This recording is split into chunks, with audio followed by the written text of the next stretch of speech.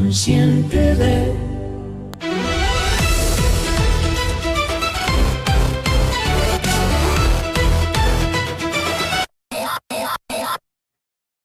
¿Qué tal, José? Hola, ¿qué tal? Buenas tardes. Estamos aquí de nuevo en el programa Prevención en Voz Alta. Hoy vamos a tratar un tema, creo que es muy interesante, José. Definitivamente. Bueno, primero que nada, ¿cómo están? Buenas noches a todos. Aquí estamos una vez más en nuestro programa cada jueves a las 8 de la noche. Y bueno, si hacemos un recorrido breve, hemos visto pues varios temas ya. ¿Cuántos temas llevamos desde Ya, qué es la adicción, eh, adicción con sustancia, sin sustancia, la tremenda importancia del contexto, especialmente en lo que es la familia? ¿Y qué más? Bueno, pues muchas cosas más. la triada de la adicción La teoría de la en adicción, sus que es la diferentes base, aspectos. es el triángulo importantísimo, como está la parte orgánica, la parte mental y la parte existencial. Bueno, después de hacer este recorrido de todos los aspectos de lo que es las adicciones, hoy vamos a ver un tema muy interesante que seguramente muchos de ustedes estarán preguntando. Bueno, si ya en lo personal o un familiar, amigo, hijo, etcétera, ya empieza o está en esa problemática de adicción, ¿qué puedo hacer? ¿Qué caminos hay? ¿Qué opciones hay? ¿Qué alternativas me pueden ofrecer? Y aquí sí me gustaría que Miguel, bueno, evidentemente conforme el programa vamos a ir tocando diferentes formas, pero según tengo entendido hay poca información en cuanto a la efectividad, un camino real que llegue a disminuir sustancialmente la probabilidad de la famosa recaída, que como decía la vez pasada no es recaída. Bueno, a que regrese la persona al consumo. Entonces, a ver, danos un panorama que son los caminos posibles de la rehabilitación. Bueno, en esta idea de ir viendo qué tratamiento se encuentra, hay dos tipos. Uno es en internamiento y otro es en ambulatorio. Ambulatorio no se interna, en internamiento, obvias razones, dependiendo el tiempo que cada institución quiera, pero son dos caminos. Tiene que hacer su rehabilitación yendo a consulta y por el otro lado tiene que estar en un internamiento. También están los grupos de autoayuda.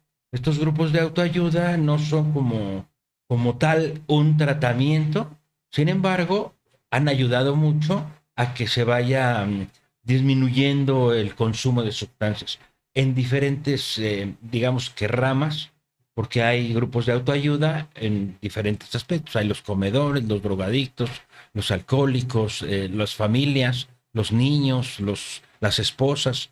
Hay diferentes grupos de autoayuda que pueden ir a informarse, a ver de qué se está tratando. Hay la consulta privada en ambulatorio, hay tratamientos en ambulatorio, hay los internamientos, que eso es lo que como que está más como que estandarizado. Cuando alguien quiere un tratamiento, busca dónde lo voy a internar o busca que de alguna forma esta persona se esté tratando porque quiera.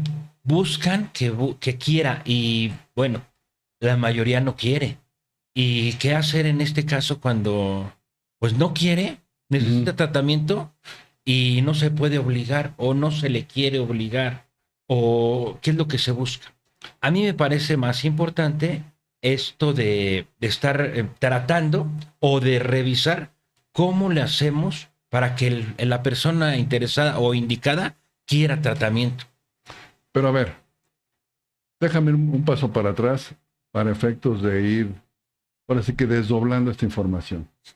Creo yo que también, según el sapo, es la pedrada. Es decir, no es lo mismo alguien que está empezando, que tiene poco tiempo, que su nivel de consumo no es tan grave, y otro escenario completamente diferente es cuando ya vamos a decir que la cuestión ya está grave, altísimos niveles de consumo, poca funcionalidad, mucha rebeldía, etcétera, etcétera. Entonces, Normalmente lo que yo he observado, Miguel, es que la gente busca ayuda ya cuando hay un nivel muy alto, cuando hay un nivel ya preocupante de que mi hijo, mi hermano, mi familiar ya no está llegando a la casa, ya está muy perdido, normalmente está inconsciente, etcétera, etcétera.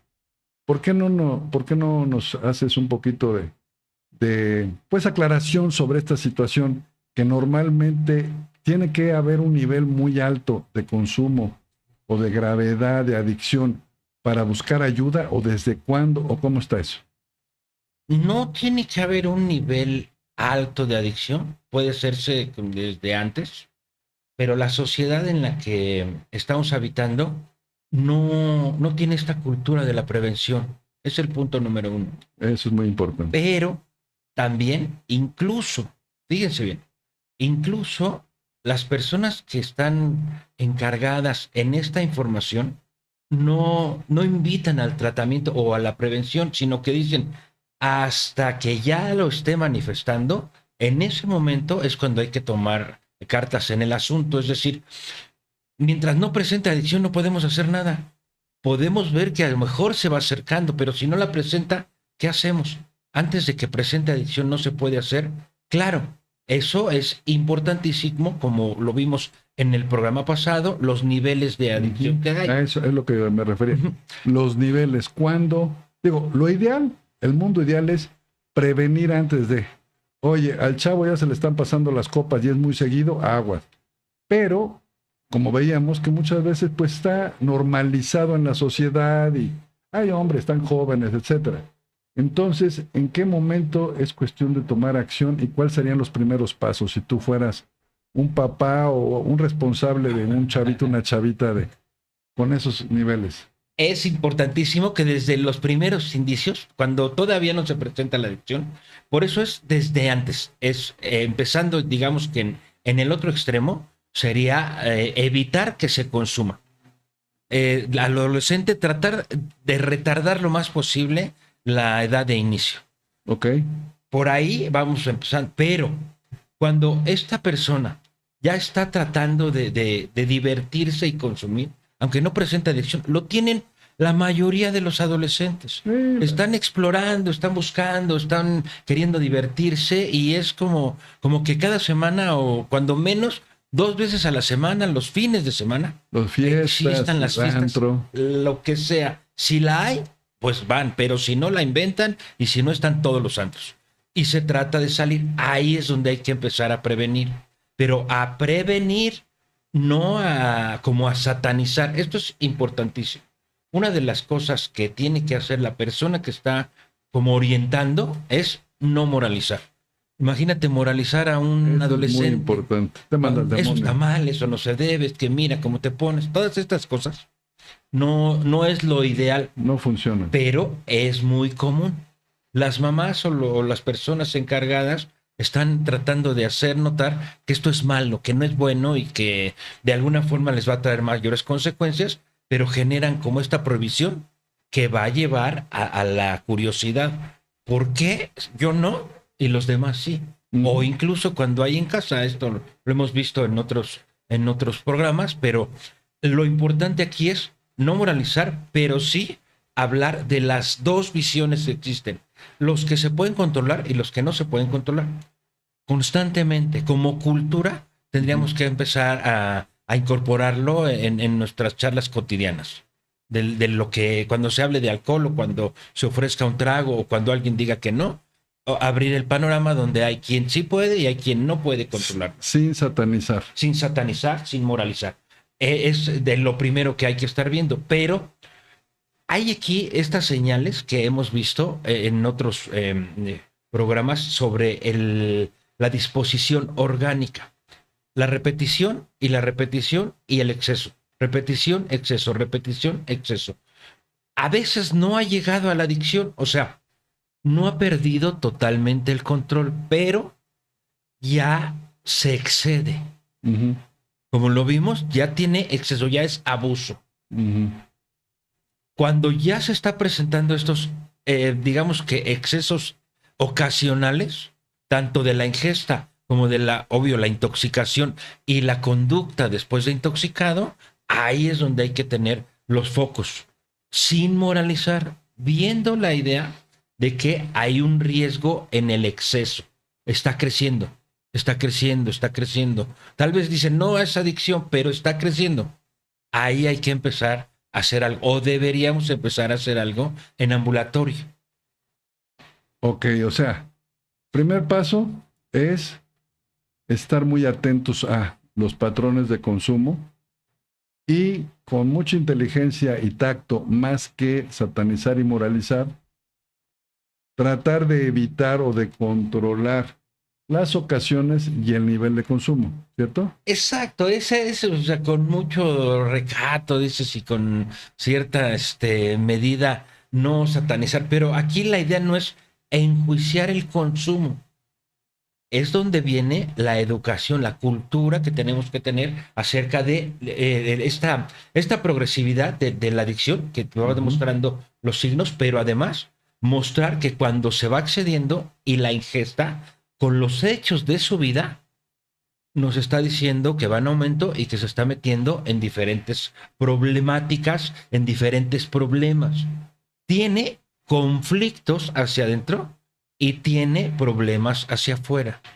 Lo tiene que estar viendo, sus hechos. No es de que en el futuro te va a ir mal, ya está teniendo conflictos internos. Ya no puede disfrutar de la vida, de las circunstancias, si no tiene un consumo, y además ya también está generando problemas por la intoxicación. Ya comete indiscreciones, se gasta el dinero, falta la casa, diferentes cosas que ya empieza a afectar a los que están cerca. Ok. Esa es la manera de que necesita tratamiento. Va a llegar, si se tarda un día o un año, pero ya está en el camino. O sea, ya está en el radar, ya está en luz amarilla, vamos a decirlo así. Exactamente. Pero aquí viene el otro problema o problemática. ¿Qué sucede? Aquí viene la parte mental. Entonces, llega el papá y dice, oye, lo que he observado es esto y esto y esto. Creo que ya, como le quieras llamar, tienes un problema, me preocupa que estés consumiendo, no sé. Lo ideal sería empezarlo a llevar a consulta. ¿O no? ¿Por qué te ríes? Parece que el que está consumiendo tiene problemas, pero al tener problemáticas, tiene diferencias con lo que le rodea. Y lo que le rodea puede ser la familia, puede ser el trabajo, puede ser la escuela, dependiendo a qué se dedique o en qué actividades tenga, pueden ser sus amistades. Uh-huh. Cuando empieza a tener un consumo, nos está hablando, además de que va generando una disposición orgánica, una condición de tolerancia, como ya lo vimos en la cuestión orgánica, va generando el pensamiento de que no es grave y que tiene la felicidad en esta relación con la sustancia. ¿Y quién lo puede controlar? Que lo puede controlar, y además tiene conflictos internos que se derivan con las familiares. O sea, ya hay un grupo de personas que de alguna forma está participando en estos conflictos. Sí, pero mi pregunta iba dirigida a, ya se detectó aguas, o sea, hay algo que está sucediendo por los hechos, por lo que quieras. Aquí el problema es que esta persona, chavo o chava, lo acepte y acepte algún tipo de ayuda. Vamos a verlo como lo estaba manejando ahorita, en donde sí tiene que aceptar que necesita ayuda y es pues el problema, pero más que eso, antes, el problema es que todo el círculo familiar o algo le está pasando en la escuela.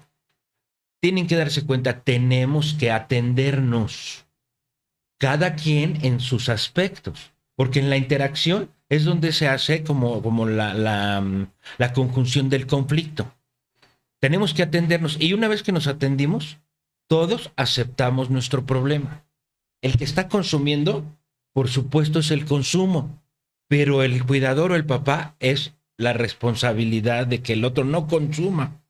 Uh-huh. Y hay cierta necesidad y cierta codependencia en esa relación. O se suelta o se atiende, pero el grupo. No es nada más el que consume. Cuando el que consume no se atiende y los demás sí, pues entonces cambia la dinámica. ¿Pero estás hablando de qué grupo? ¿El grupo de amigos? El grupo de familia. Ah, de familia. El Ok, grupo de entonces, amigos, lo que tú todos dices, van a consumir de alguna forma. El grupo de familia nos está diciendo, esa persona va a buscar la felicidad fuera de la familia, artificialmente.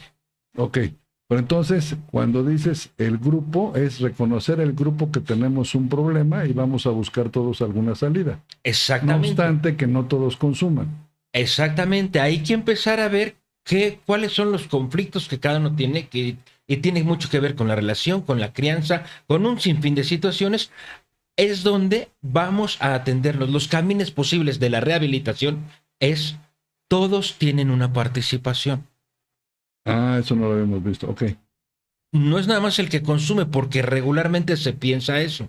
Como hay un grupo en la familia, los hermanos no, o los papás no, o poquito, entonces nada más mandan a uno o dos tal vez de miembros de la familia, son los que tienen problema, que hacen mancuerna y que se juntan y que se van de antro, y esos son los que hay que atenderlos y los demás no. O sea, esa dinámica nos está diciendo algo está funcionando inadecuadamente en la relación que tienen, y cada uno tiene sus conflictos y luego tienen en la relación. Cuando todos están participando, es donde los caminos posibles es qué hay para que se atienda todo el grupo.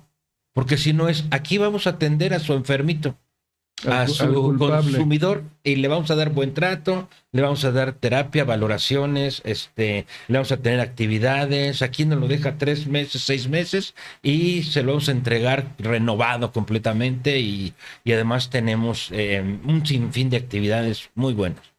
Y todos los demás a sus actividades. Pero a ver, ahora sí que me queda claro, pero no mucho. Estás hablando de una familia. El chavito empieza a irse con sus cuates y empieza a, después de un año y medio, a presentar, como tú decías hace un momento, constancia en el consumo y exceso. ¿Ok? Entonces, lo que comentas es, tenemos un problema como familia.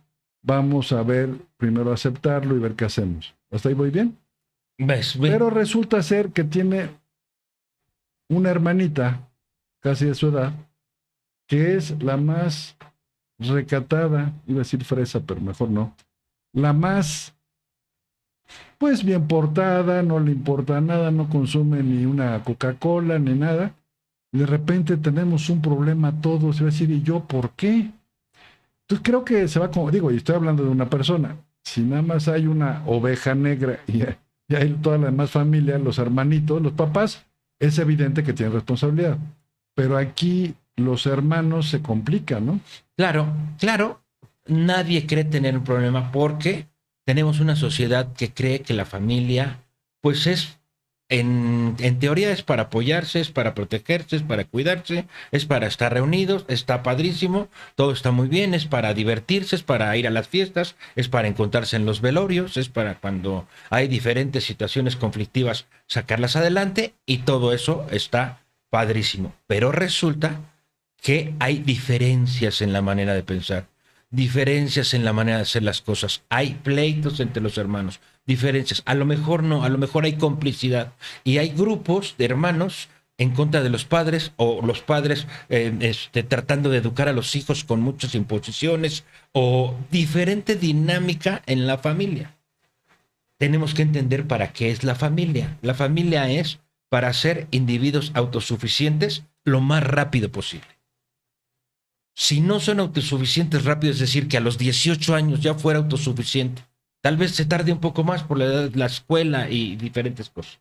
Pero la familia es el organismo que permite que cada individuo sea autosuficiente lo más rápido posible, y ya estoy hablando económicamente, emocionalmente, racionalmente, tiene que ser independiente. Sexualmente. De todo tipo tiene que ser independiente, y cuando la familia no genera ese impulso, el individuo está en conflicto. Pero es educación para toda la familia. Los caminos de la rehabilitación es, en este caso sería, vamos a entender para qué estamos como familia. Porque el papá, la jerarquía, el proveedor. La mamá, el apapacho y la casa. Los hijos, dependiendo, ¿no? Si están en la primaria, ciertos permisos, y si están ya más grandecitos, pues otros permisos, pero empieza como a decir, yo quiero mi autonomía porque ya crecí. pero sin ser independiente, sin tener economía, sin tener disponibilidad razonal, sin tener esta disponibilidad emocional, sin poder gestionarse, pero ya quiere tener atributos. Para eso es la familia. Lo va a restringir, se va a pelear, va a haber imposiciones, va a haber premios, castigos, lo que hay en cualquier familia de las tradicionales. Algunas muy conflictivas, algunas como como consentidoras. Puede haber los extremos y puede haber dentro de la normalidad, pero siempre hay diferencias y conflictos. Esto es, no estamos generando individuos autosuficientes. ¿Por qué? O porque se apapacha, o porque no se le da la oportunidad, o porque no se le enseña a elegir, o porque se le controla, o porque no sé por qué con exactitud, pero tenemos que investigarlo al interior de la familia. Okay. Esa es el buscar la rehabilitación, es que todos tengamos la habilidad de salir adelante. O sea, en este caso que te planteo de la hermanita que es inocente, está muy lejos de hacerla entender, según entiendo, de que somos parte de, oye, tu hermano tiene un problema, ¿cómo lo podemos ayudar? O te involucramos en los procesos directa o indirectamente, etcétera. Claro, a lo mejor... No es de tú te portas bien y ya estás becado, no. estás desafanado. A lo mejor hay quien no quiere participar, pero a lo mejor sí. En esta idea de ver qué es lo que a él se le está complicando, ¿por qué busca el efecto del alcohol? También ya lo vimos en alguna otra sesión. ¿Por qué busca el efecto? ¿Qué trae dentro que le hace buscar el efecto? ¿Y por qué no reconoce que está excediéndose su organismo? Y ahí es donde entra la familia. Vamos a poner el caso de que todos son excelentes en su rol. El papá, la mamá, los hermanos, todos excelentes, solo hay uno que no. Ok, este grupo dice, ¿por qué? Si todos estamos, este no ha entendido el camino de, pues el desarrollo, el entender, el responsabilizarse, los compromisos, los estándares como de crecimiento y maduración que se han enseñado en esta familia. Algo debe estar sucediendo. Eso es lo que tenemos que averiguar. ¿Qué rol está jugando cada uno para que el otro se sienta como se siente? Por supuesto que aquel al que tiene el problema es el que va a ser el centro, es el que va a tener una atención mayúscula, pero los demás en la periferia tendrían que colaborar o de plano decir, no es lo que me interesa, pero darse cuenta que no participan porque no les interesa, pero al darse cuenta que de alguna forma tienen injerencia en la vinculación que están teniendo. O sea, de alguna forma, lo ideal es que haya participación de algún modo. Y por lo menos, si no es una participación tan activa, por lo menos que no vayan en contra de. De alguna forma, sí. O sea, que no boicoteen los esfuerzos, en este caso, que están haciendo los papás. Exacto. Hay algo importante. Cuando empieza este problema de las adicciones y empiezan a buscar tratamientos, lo dejan precisamente que viva sus consecuencias, que de cierta forma se responsabilice de su consumo. Y muchas veces no está en condiciones de hacerlo, se le deja y por supuesto siempre va complicando más. Siempre va complicando más en la idea de que tiene que tocar fondo, se le va dejando porque es una de las recomendaciones que hacen algunas corrientes terapéuticas, que tiene que tocar fondo y si consume y se le dicen las consecuencias y vuelve a consumir y se le dicen las consecuencias, se le deja. Hasta que toque fondo y el fondo puede que nunca llegue. Siempre va a ser peor, peor, peor, peor, peor, peor, peor, peor. Y puede que nunca llegue. En algunos casos sí llega. Pero después de muchos conflictos y de muchas complicaciones, ahí es donde, ¿cuáles son los caminos? Dejarlo que toca fondo. Hay muchas recomendaciones así, ¿eh? Y creo que no es la mejor. Que toque fondo es ayudarle a que entienda sus conflictos. Okay. Ayudarle a que entienda su condición orgánica.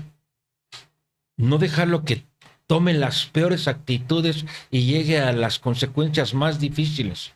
Es ahí donde el camino de la rehabilitación es, necesitamos orientación todos para saber cuál es el mejor camino para esta persona. Ok. Hay a quien sí hay que dejarlo. Sí, pero son casos ya más complicados.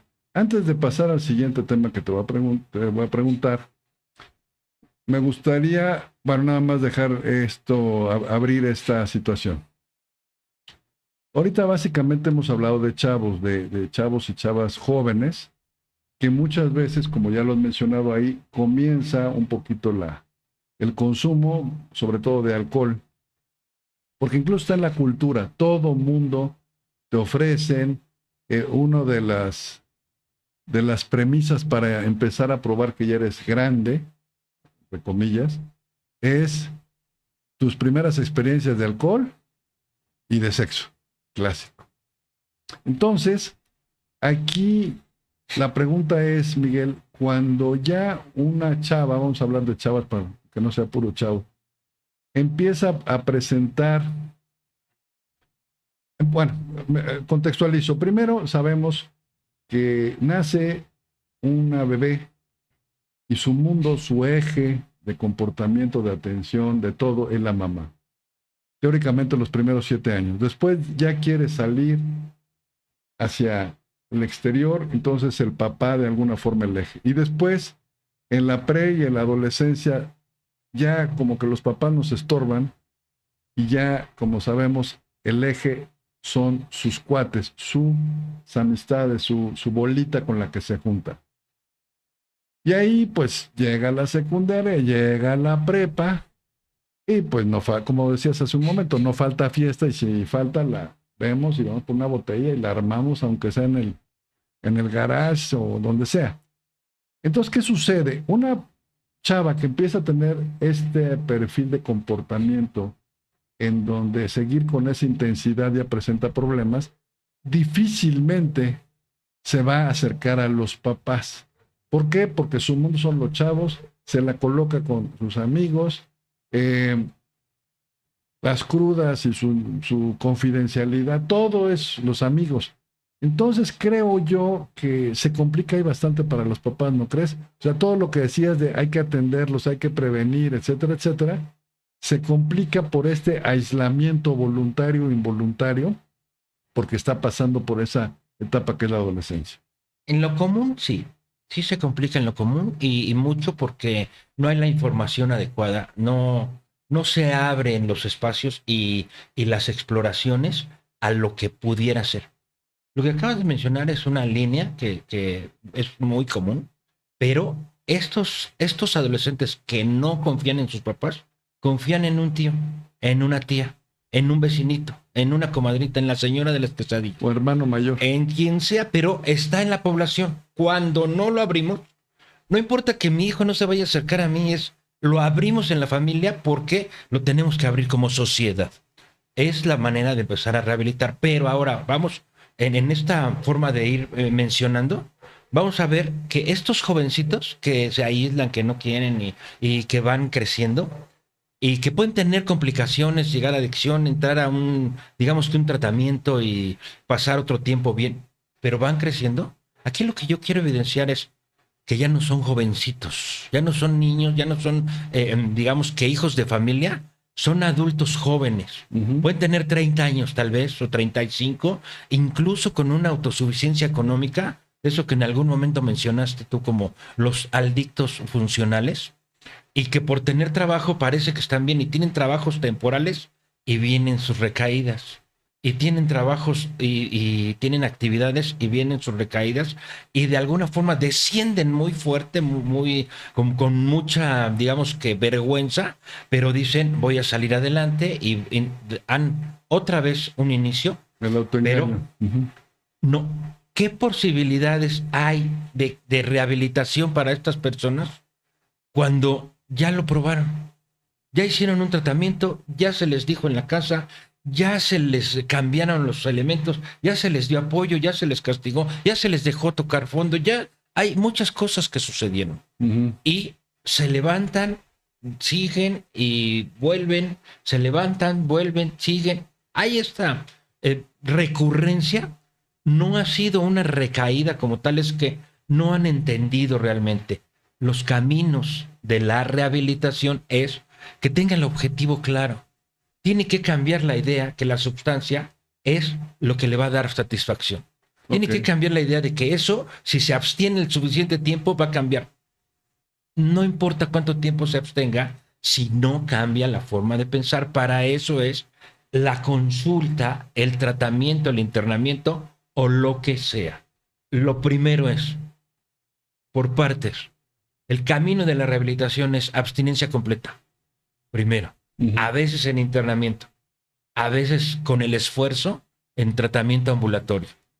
Mientras logra el abstinencia completa, lo que tiene que hacer es reconocer los pensamientos alrededor de las sustancias.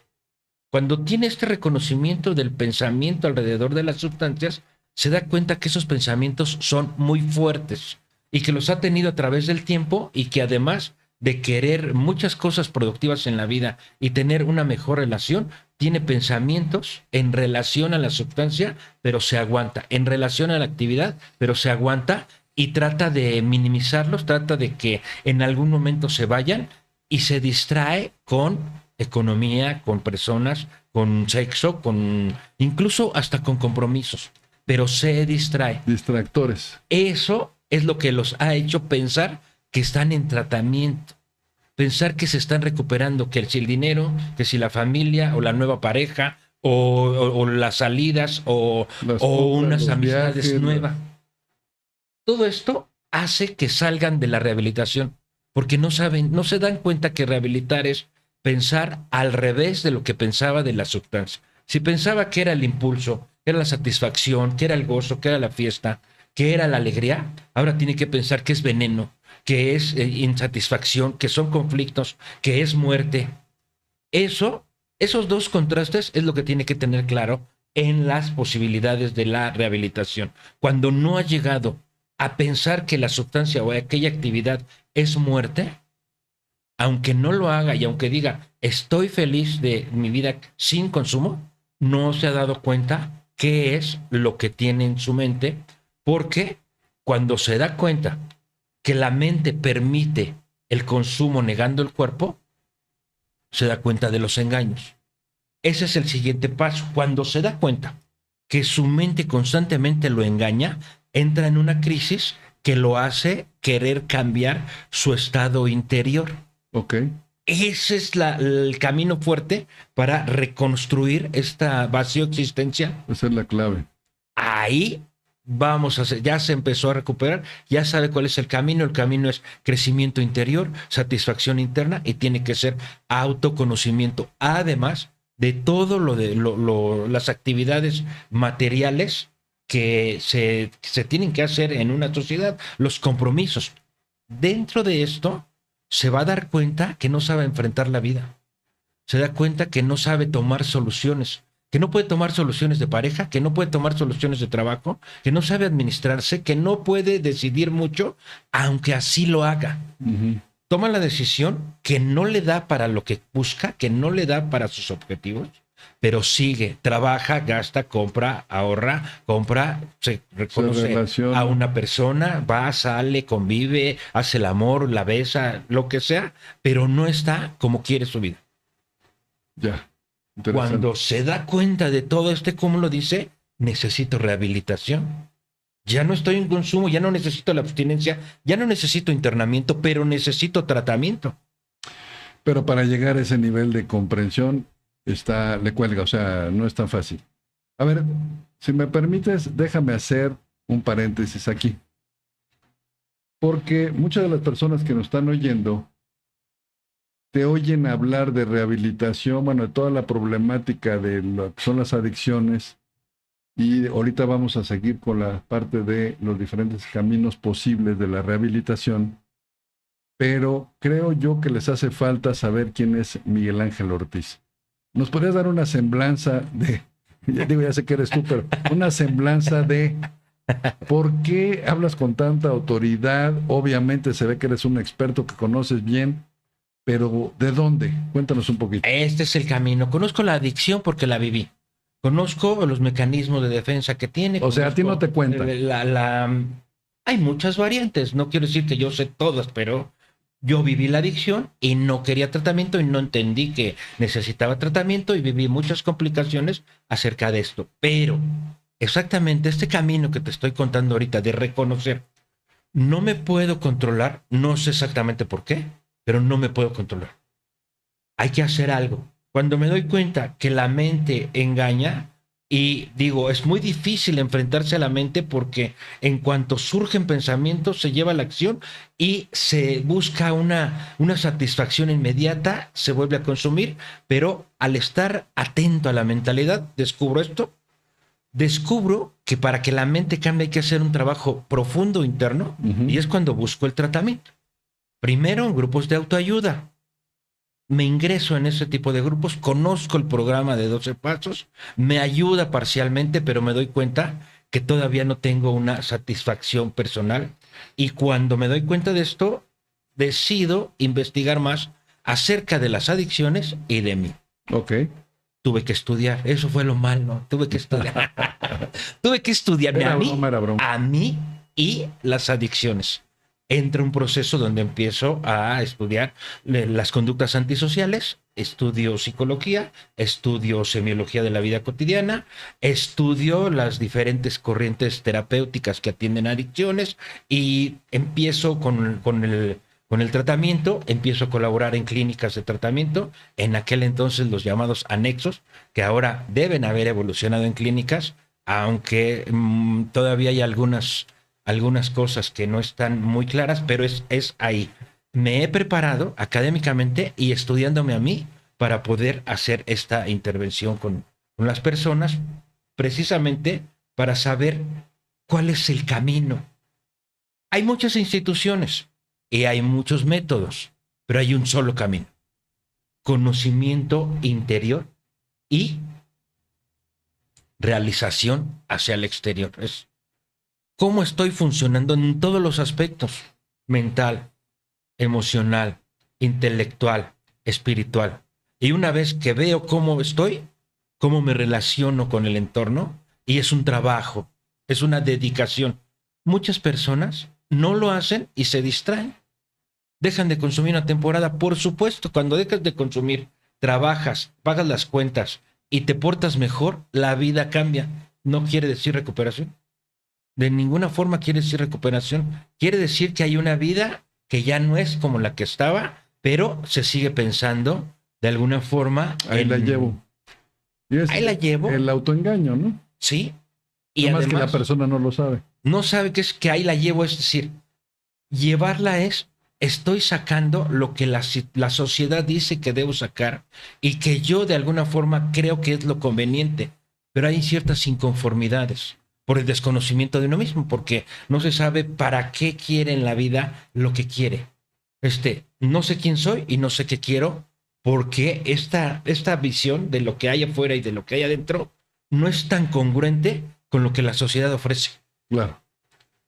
Oye, muy interesante, pero aquí lo que quiero remarcar, y es por eso, ahora sí que no es por darte coba, pero ¿por qué hablas con tanto conocimiento de causa? Es de que finalmente tiene los dos elementos. Uno, lo más importante, que es la experiencia. Como sabemos, nos pueden contar mil cosas de todo, hay bibliotecas, hay internet, mientras no vivamos la experiencia, difícilmente vamos a comprender cualquier tema, por un lado. Y por otro lado, dijiste, ok, no me comprendo quién soy yo, qué onda, y comienzas a estudiar. De tal forma que enriqueces ahora sí que toda esa experiencia y esa sabiduría, vamos a decir, empírica, con bases más sólidas de otras personas que han estudiado diferentes aspectos psicológicos, etcétera, etcétera, para efectos de la adicción. Y entonces es cuando encuentras vamos a decir, nuevo camino, un camino más sólido, más robusto, y desarrollas semiología de la adicción, ¿cierto? Exactamente. Esta semiología de la adicción que nos dice lo que significa tanto la adicción como el proceso de rehabilitación. Ok.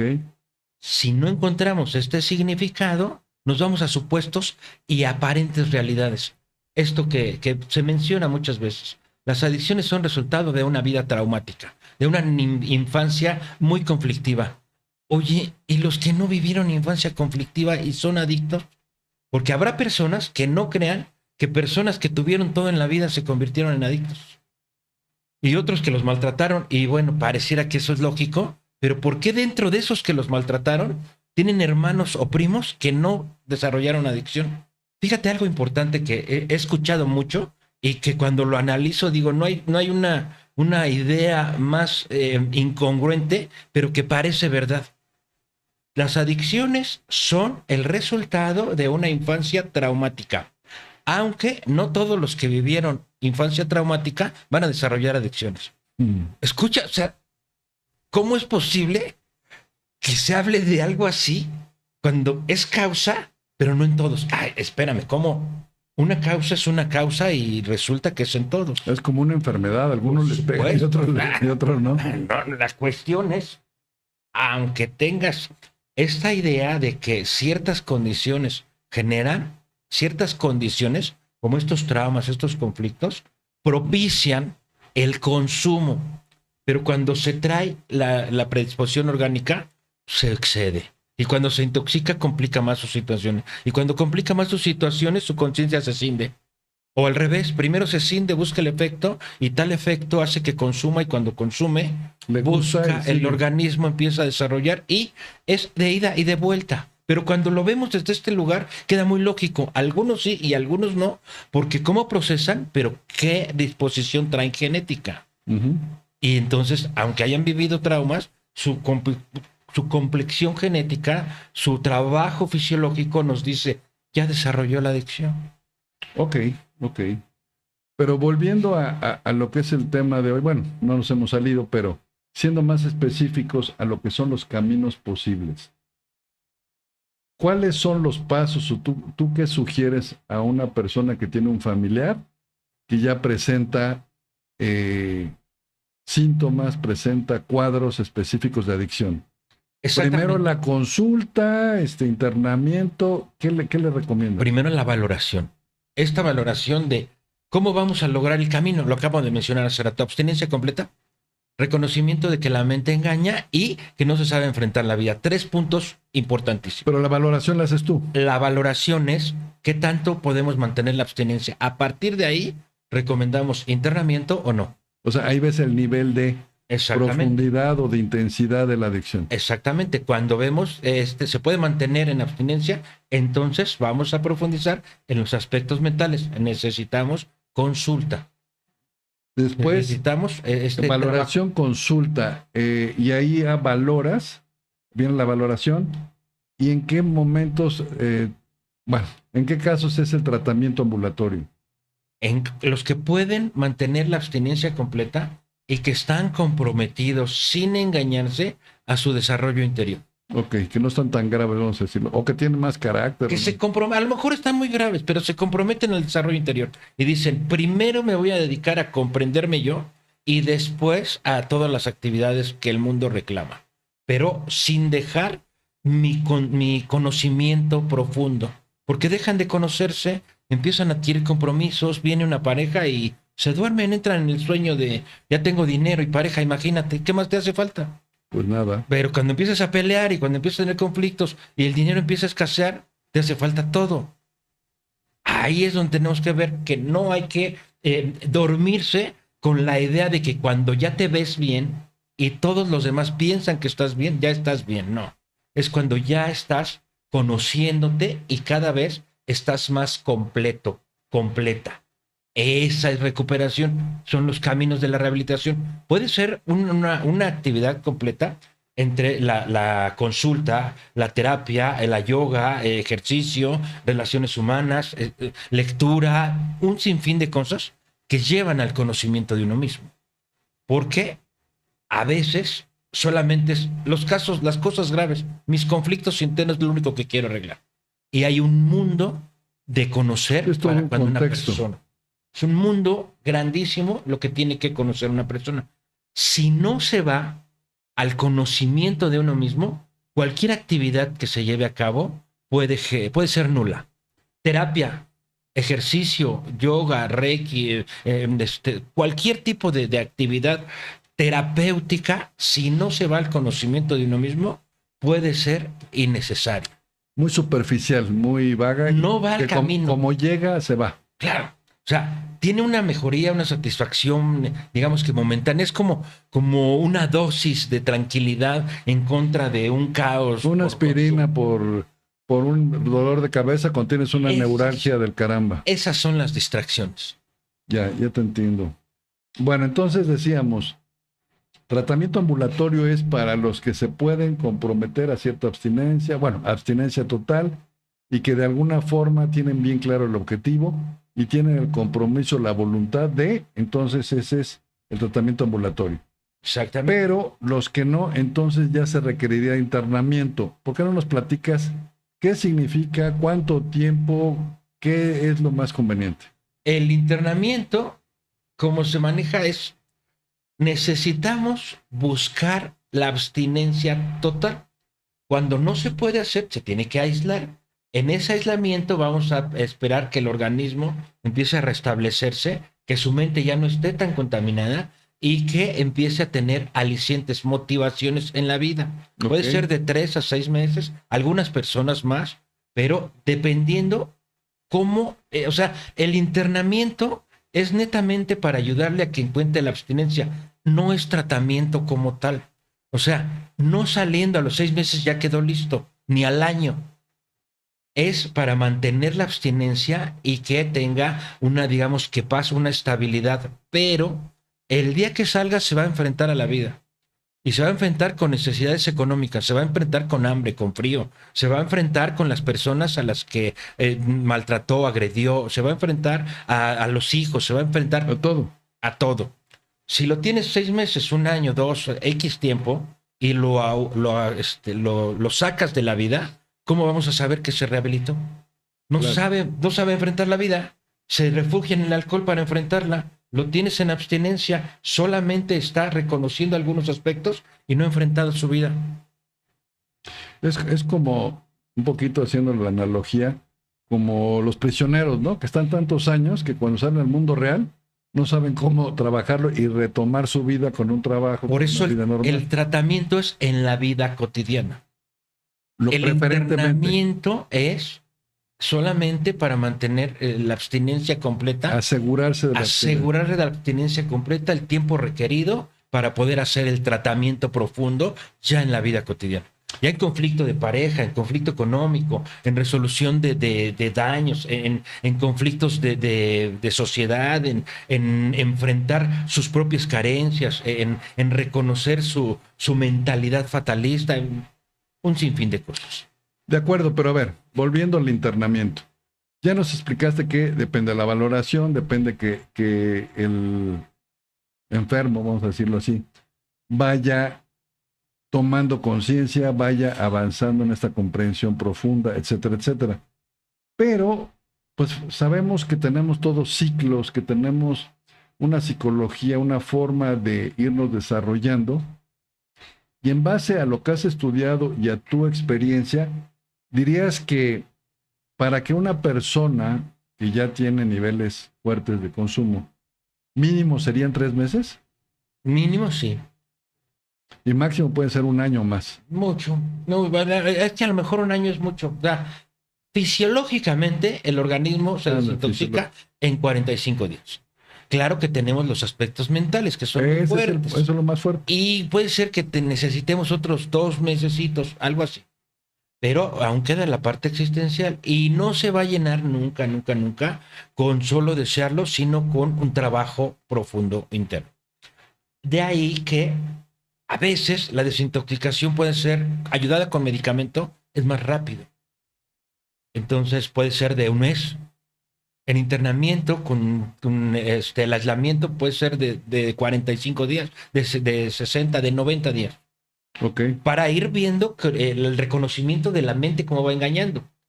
Y después tiene que adecuarse a los lineamientos del tratamiento. Es como decir, ven o realiza tus ejercicios terapéuticos con frecuencia. No nada más cada mes porque no tuve tiempo, porque se vinieron actividades. Diferentes cosas que les van impidiendo y la sensación de que ya no estoy consumiendo, ese es el problema. Ok, pero a ver, si entendí bien, digamos que hay una valoración, más o menos mínimo podría ser de 45 días para todo este proceso de desintoxicación, abstinencia, etcétera, etcétera, y empezar a aprender cómo funciona su organismo y su mente. pero según entendí, tiene que ver mucho con la persona. Habrá personas más audaces, inteligentes, sensibles, no sé cómo decirlo, en donde pueda ese proceso ser más corto. Y habrá otras personas que por más que se trabaje en ellas, todavía no muestran las señales para poder salir del internamiento. Sí, sí, influye la inteligencia, la dedicación, el compromiso que tengan, pero sobre todo el trabajo interno que tengan. Por eso, pero a lo que, perdón, a lo que yo voy en la parte práctica, en sentido de que las personas ahorita nos pueden decir, no, vota, por decir algo. No, bueno, 3 meses como sea, pero si es más de 3 meses, no, entonces ya no. No, espérame, es que no va por ahí, sino lo que acabas de decir. ¿Qué tanto va avanzando en la parte del conocimiento interno? Y eso puede llevar tiempo. Y entonces, por la importancia del proceso, de lo que es la importancia de comprender los peligros de una adicción fuerte, creo yo que en este momento no es tanto de cuánto tiempo y poner mínimos indispensables ni es automático, sino cada organismo es diferente y tiene que pasar por procesos diferentes con una mano experta junto que le ayuda a valorarse y ver hasta dónde y cuándo está listo, ¿cierto? Claro, claro. Aquí vamos a hacer una mención que es muy importante, además de las condiciones que pueda tener y de su inteligencia, algunos más, algunos menos, de su la experiencia que tiene como conciencia. Hay conciencias muy poco experimentadas. Esas van a Eso, tardar un poco más y necesitan un trabajo más profundo. eso. Hay conciencias más experimentadas, van a tener un trabajo más sencillo porque tienen más experiencia, pero de cualquier forma hay que ser profundos. Unos y otros, la profundidad del tratamiento es en el conocimiento de su ser y cómo se manifiesta es el conocimiento de las circunstancias. Es algo fundamental. No todos son el mismo. Algunos podremos recomendar, va a durar año y medio y empezando con internamiento. Algunos podemos decir, va a durar 6 meses y sin internamiento. Pero es la profundidad con la que quieran trabajar y eso depende de qué tan experimentada esté esa conciencia. En otras palabras, es de acuerdo a cada persona. Efectivamente. De acuerdo a cada persona, como tú dices, conciencias un poquito más claras, avanzadas, llámale como quieras, que captan, pueden captar mucho más rápido estos principios, y otras que no los captan tan rápido y hay que trabajar más sobre ellas. Claro, hay que el tratamiento, las personas a cargo tienen que elaborar de tal manera que lo que se diga, lo que se haga, el proceso sea profundo. No que sea estándar para todos, sea profundo. En este caso muy profundo, en este no tanto, en este más o menos, pero que vaya encaminado a la profundidad del conocimiento del ser. Ok, a ver, perdón, ahora sí que un comercial. Me imagino que de alguna forma pueden conseguir tus datos precisamente para la persona que necesite orientación sobre estos temas, que tú puedas canalizarlos o atenderlos, tener consultas, valoraciones, todo lo que hemos platicado, para efectos de que digan, ya sé con quién ir, ya a lo mejor fui a otros lugares, no me convenció, entonces pueden acudir a Miguel. Exactamente, claro. En todas las redes sociales soy Miguel Consejero Ortiz. Y en el WhatsApp es el 56 17 71 41 08. Incluso a lo mejor en la página, vamos a decirle al señor productor a ver si lo puede incluir, porque es importante, ya que pues ahora sí que sonó muy bonito, pero ¿quién era? Pues repítete el video a ver si me lo aprendo. No, creo que tiene que ser un acercamiento mucho más personalizado. Y Sí, según el sapo en la pedrada. de hecho, en esta búsqueda de la profundidad, que es lo que a mí me ha gustado en el desarrollo de la semiología de la adicción, es profundizar en los significados precisamente y la transformación de estos significados. Estoy en la elaboración de una página donde se va a hacer tratamiento con esa intención. No son distractores de pasar un rato, es el tratamiento con ejercicios y reflexiones que van a llevar al cambio de significados en el más sencillo que puedas imaginar. El alcohol, la droga, cualquier tipo de adicción, la que fuera, Es decir, me daba placer y ahora es el placer de no consumir. El significado de lo que era la droga antes era lo máximo, ahora no consumir es lo máximo y ahí empieza el ¿Qué camino. otro camino se me abre?